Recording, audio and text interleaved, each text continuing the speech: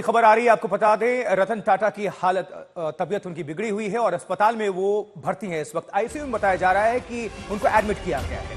मुंबई से ये खबर आ रही है। देव कोटक हमारे सहयोगी जुड़ चुके हैं। देव, पूरी खबर क्या है, जानकारी दीजिए। जी, जैसे आप जानते हैं कि काफी नामचीन इंडस्ट्रियलिस्ट और उद्योगपति रह चुके हैं। फॉर्मर चेयरमैन भी थे टाटा ग्रुप के। रतन टाटा 86 वर्ष के हैं और अगर अक्सर आप वीडियो में भी देखेंगे तो वो सपोर्ट के बिना नहीं चल पाते हैं। लेकिन आज सुबह में उनकी तबीयत थोड़ी सी खराब हो गई, इसीलिए दक्षिण मुंबई के मशहूर ब्रिज कैंडी अस्पताल में उनको ले जाया गया। फिलहाल वो आईसीयू में है और अंडर ऑब्जर्वेशन है।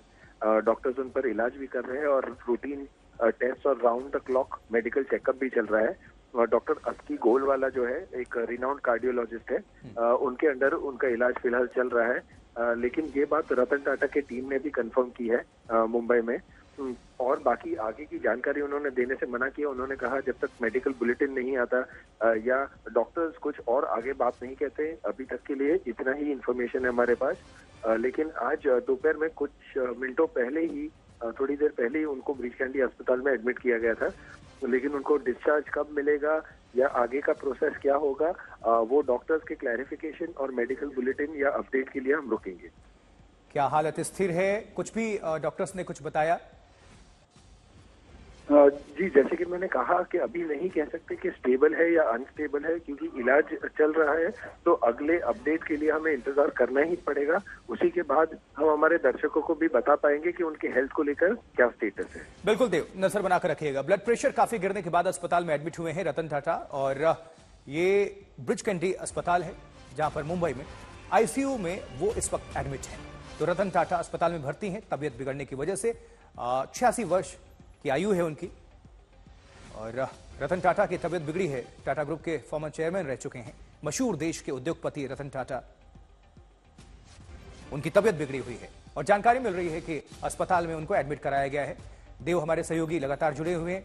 देव, जिस तरह से आप जानकारी दे रहे हैं, निश्चित तौर पर डॉक्टर्स की टीम उनकी मॉनिटरिंग कर रही होगी, निगरानी में होंगे वो, लेकिन इंपॉर्टेंट है कि हालत स्थिर उनकी हो। जी बिल्कुल, क्योंकि आज तक अगर आप देखेंगे तो उनको मेजर कुछ मेडिकल हिस्ट्री नहीं रही है या हेल्थ को लेकर कोई बीमारी, ऐसा बड़ा प्रॉब्लम आया नहीं है। आज 86 वर्ष की उम्र में अब जाके कुछ न कुछ आ रहा है, तो इसीलिए उनको हालत थोड़ी सी हल्की सी बिगड़ गई थी, इसीलिए उनको ले जाया गया ब्रिज कैंडी अस्पताल में। और जैसे मैंने बताया कि वो डॉक्टर अस्की गोलवाला जो एक बहुत ही नामचीन और बड़े डॉक्टर है, उनके अंडर उनकी ट्रीटमेंट चल रही है। और जैसे कि आपने भी बताया कि टीम ऑफ डॉक्टर्स है, वो राउंड द क्लॉक मॉनिटर कर रही है। तो एक बार थोड़े उनके रिपोर्ट्स आ जाए या एक बार हमें स्पष्टीकरण मिल जाए कि एग्जैक्ट प्रॉब्लम क्या था। लेकिन फिलहाल अभी प्राइमरी रीजन की वजह से बताया जा रहा है कि उनका ब्लड प्रेशर गिर गया था, तो लो बीपी के कारण उनको वहां पर इमीडिएटली रश कर दिया गया था। लेकिन जैसे कि मैंने पहले भी बताया कि अगले अपडेट और बुलेटिन के लिए हम रुकेंगे, हम डॉक्टर से भी संपर्क करने का प्रयास करेंगे। और जैसे कि मैंने बताया कि रतन टाटा की टीम के एक अंदर के मेंबर ने भी ये बात इंडिया टुडे और आज तक को कंफर्म की है कि आज सुबह से थोड़ी उनकी तबीयत बिगड़ सी गई थी, इसीलिए इमरजेंसी में उनको वहां पर अस्पताल में ले जाया गया।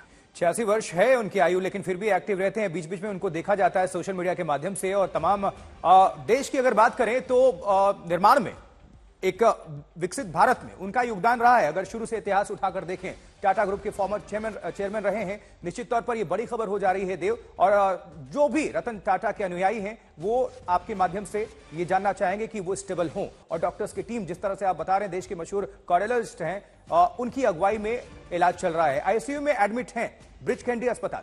देव जी बिल्कुल, आप जानते हैं कि रतन टाटा के और टाटा ग्रुप की क्या लेगेसी रही है। उनके परिवार को हमेशा कहा जाता है कि ग्रुप ऑफ फिलैंथ्रोपिस्ट। तो शायद ये जो फिलैंथ्रोपी वर्ड है, दूसरों को कंट्रीब्यूट करके देने की भावना, स्पेशली मुंबई वासियों को पता होगा कि जेजे अस्पताल वगैरह जो है वो उनके ग्रुप से आया है। और टाटा ग्रुप काफी सारी देन है मुंबई को। तो कहीं ना कहीं लोग जो उनके वेल विशर्स भी है, वो लोग भी काफी ना काफी उत्सुक होंगे कि उनके ऊपर हेल्थ अपडेट मिले और जाने के क्या हो रहा है। क्योंकि जैसे आपने कहा, लोग अभी भी अपने लाइफ में काफी एक्टिव रहते हैं, लेकिन हमेशा वो 2 या 3 लोगों का स्टाफ लेके चलते हैं सपोर्ट के लिए, लेकिन फिर भी काफी एक्टिव इंसान है। लेकिन आज के बाद लोग थोड़े से चिंतित हो गए और हैरान भी हो गए क्या ही हो गया।